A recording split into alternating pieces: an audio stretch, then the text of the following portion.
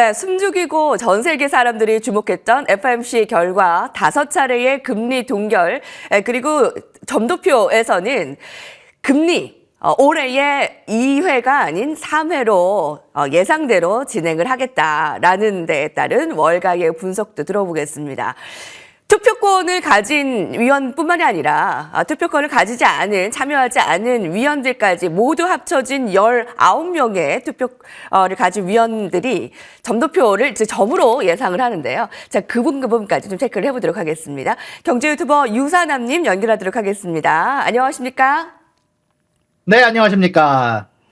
네, 세 차례의 금리 인하의 예상과 또 이번에 금리 동결된 부분 어떻게 좀 분석이 되고 있습니까? 네, 일단 점도표에서 재미난 점이 많았는데요. 일단 그중 금리 동결이라는 부분은 사실 여러 애널리스트들과 예상에 크게 다르지 않았습니다. 사실 그것과는 달랐던 것은 장기 금리에 대한 예상, 그리고 어떻게 보면 이번에 금리 인하를 얼마나 할 거냐에 대한 부분들이 사실 커다란 영향을 줬는데요. 일단 이런 부분들이 초반에는 반영이 되게 되면서 지지부진한 모습이 좀 보였습니다. 분명히 금리 인하가 원래 예상했던 2번으로의 인하보다 사실 조금 더 시장에서 좋아할 만한 3번 인하로 나오게 되면서 분명히 호재로 받아들여지긴 했지만 점도표에서 나왔던 장기 금리가 올랐던 부분, 25년, 26년에 대한 금리 인하가 줄었던 부분이 사실 시장에서는 맨 처음 조심스럽게 올라가기는 했지만, 다만 이 이후에 파월 쪽에서 훨씬 더 비둘기적인 발언들을 굉장히 많이 던지면서 전체적으로 FOMC 결과가 사실 시장 친화적이다는 발언을 얻게 되면서 전체적으로 주가가 많이 상승하게 됐는데요. 간단하게 몇 가지만 짚고 넘어가게 되면요. 이제 파월 발언들 중에서요. 1, 2월에 대한 인플레이션이 높았지만 계절성 문제가 좀 있었다라고 생각을 하며 일단 이 모든 것에 대해서 하나하나 일희일비하지 않겠다라고 얘기를 했던 점이 전체적으로 이제 시장에서 좋게 봤던 데이터라고 생각을 하고요. 그리고 가장 중요했던 부분들 중 하나는 파월의 QT 테이퍼링, 앞으로 유동성을 줄이는 것을 줄이겠다라고 해야 되는 부분에 대해서 곧 한다라는 부분이 개인적으로 생각했을 때 가장 커다란 효과가 있지 않았나라고 생각이 좀 들게 됩니다. 네. 자, 점도표에 대한 부분들 공개가 있었는데요. 19명 전원이 금리 전망을 점으로 나타내는데요. 그 특이할 만한 사항들이 있었습니까?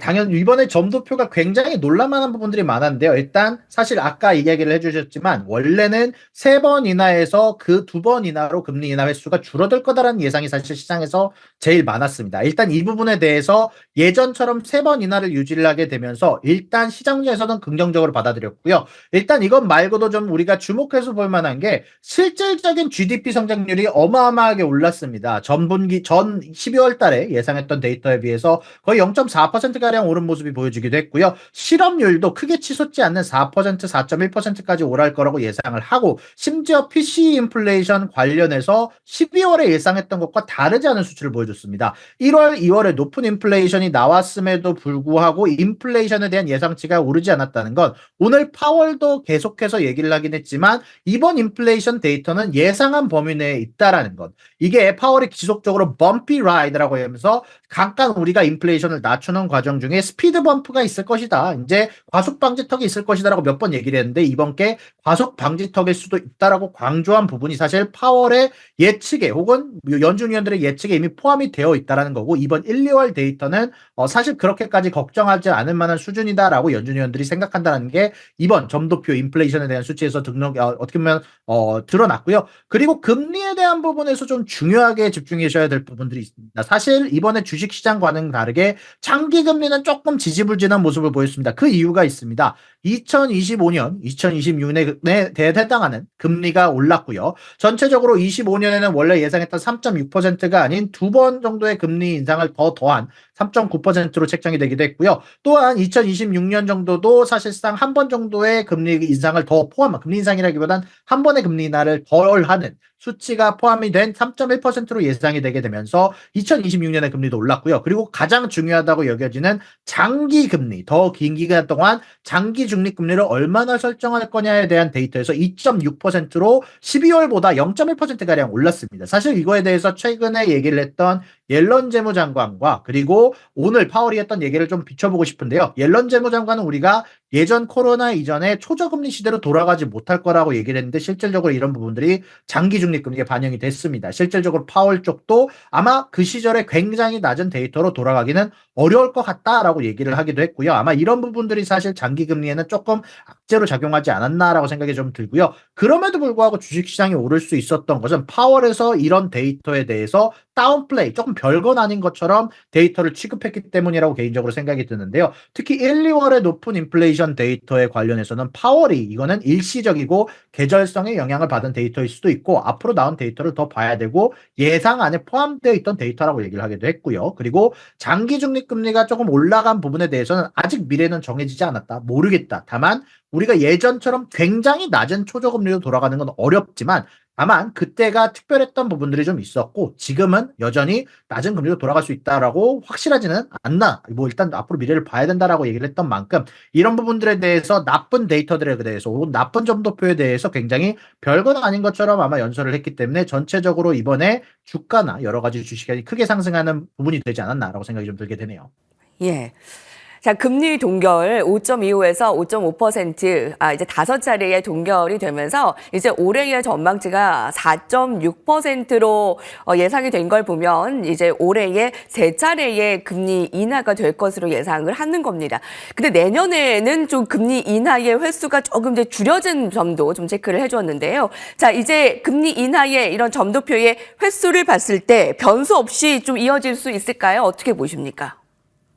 일단 금리 인하를 하는 시기는 무조건 6월 아니면 7월이 될 것으로 예상이 되고 6월 있고요. 안으로요. 아무래도 네. 네, 아마 6월 아니면 7월 정도로 될 거라고 예상이 되는데요.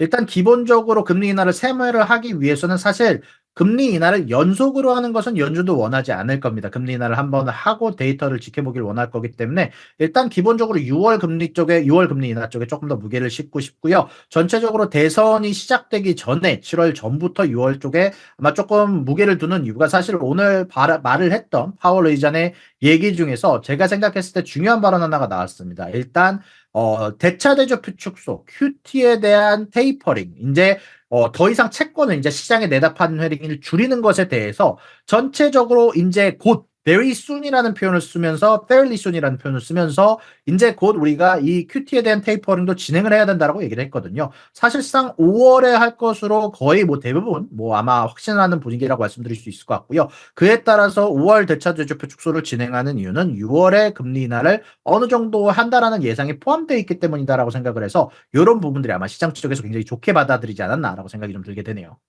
네. 사실 지난번에 나온 인플레이션 지표가 예상보다 높게 나오면서 물가가 생각보다 잘 잡히고 있지 않다.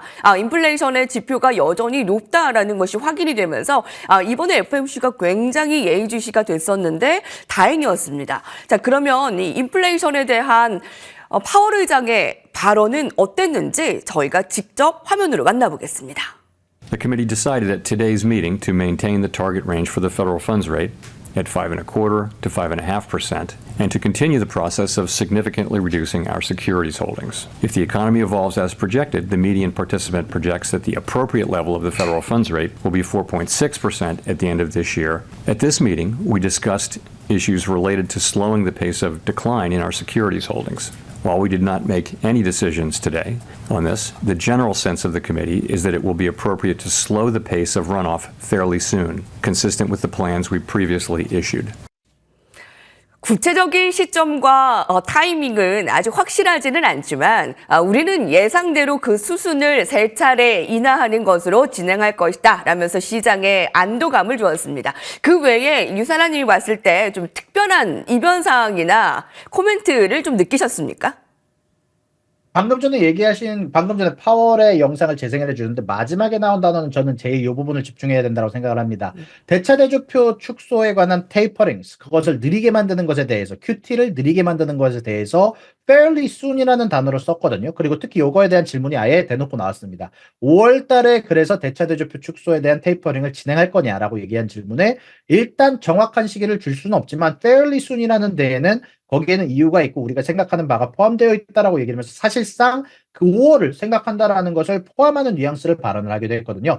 그러다 보니까 일단 개인적으로 생각을 했을 때 이 테이퍼링이 일찍 나온다라는 건 결국 유동성에 대해서 조금 조심스러운 시각이 나온다라는 거거든요. 그렇다 보니까 금리 인하 시기에 대해서 조금 일찍 생각을 하고 있다라는 부분이 나오기도 했고요. 전체적으로 사실 여태까지 파월이 하지 않았던 단어들이 몇 가지가 포함이 됐습니다. 일단 가장 제가 주목을 했던 것은 파월의 금리 인하가 멀지가 않았다라고 했던 발언이고요. 1, 2월 인플레이션에 대해서 굉장히 다운플레이를 했던 발언. 1, 2월 인플레이션은 일시적이고 그리고 계절성일 수 있다라는 가능성을 언급한 부분. 그리고 주거비가 무조건 내려올 수도 있다라고 얘기를 한 부분. 그리고 노동의 공급과 수요의 밸런스가 낮아지고 있다라고 생각했던 부분들이 제가 개인적으로 이번에 통번역을 진행하면서 가장 중요시 여겼던 아마 발언들이 아니었나 싶습니다.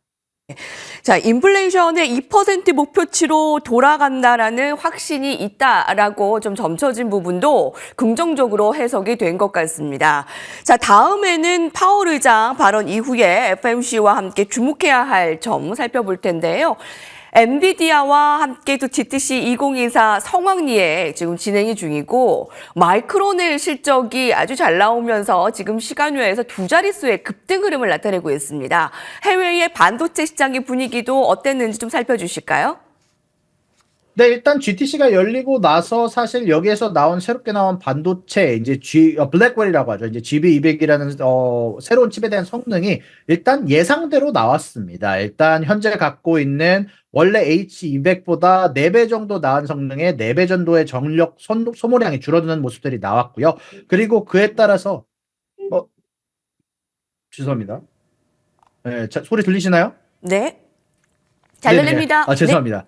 네, 그 안에서 이 GTC가 열렸고요. 그 안에서 사실 예상대로 나온 것 자체에서 엔비디아의 실적 관련해서 살짝 실망 매물들이 나오긴 했습니다. 다만 Q&A에서 여러모로 복구를 해주면서 특히 엔비디아가 앞으로 가져갈 이 반도체 시장에 대해서 혹은 그래픽 GPU 시장에 대해서 전체적으로 압도적인 면을 유지할 것 같다는 예상이 나오면서 AMD에는 조금 커다란 악재가 되기도 했고요. 사실상 엔비디아와 협업하기로 한 회사들이 굉장히 많이 올랐는데 특히 그 가운데 안에서 삼성 반도체를 테스트하고 있고 삼성의 반도체에 대해서 좋은 면을 얘기를 해줬던 점이 사실 이번에 삼성에서 조금 올라가는 호재로 작용하기도 했었는데 마이크론에 대해서도 좀 재미난 부분들이 있었습니다. 마이크론 같은 경우는요. 이번에 어닝콜을 저는 직접 들었는데 HBM3 메모리에 대해서 2024년도가 매진이 나왔다고 얘기를 했고요.